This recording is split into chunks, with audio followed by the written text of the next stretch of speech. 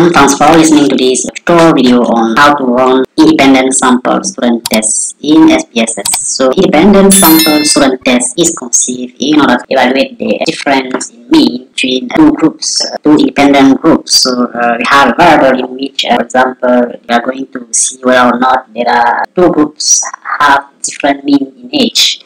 So for this tutorial, we'll just take an example of body mass index. So we have a database on body mass index recorded on students in secondary education, both male and female. So we're going to see this tutorial whether or not the body mass index differ from girl to boy. So we have our variable body mass index. So to run independent student test, we don't need to go on analyze and compare mean. So you go on independent student test. You click on independent student test. You select the variable to test. So our variable that we are going to test here is BMI. BMI is body mass index.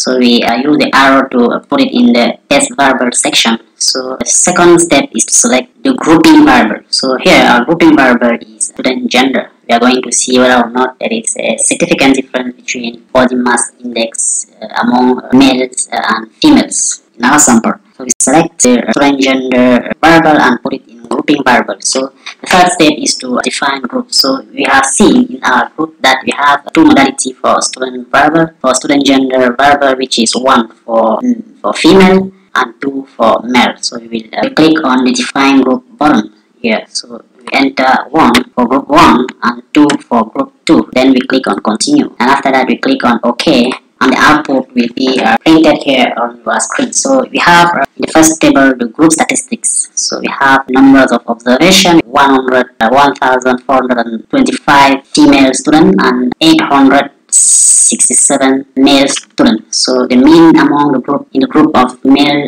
student is 21.34, and in the male population we have 19.74. So we have standard deviation of in each group as well as standard error mean. The second table here give information in independent sample test. What is really interesting here is the value of the student test, which is here, and the the degree of freedoms. We have also the significance of the test. The very important value here is a significance of the tail, of the two-tail test. So we have a p-value, the significance, which is the p-value here is equal to 0.000, which means that we can just reject the null hypothesis, which is the equality of mean between women and female. So we can not accept the null hypothesis, meaning that mean body mass index is difference between female and male population. And if we come back in our group statistic table, you can see that body mass index is more than the one among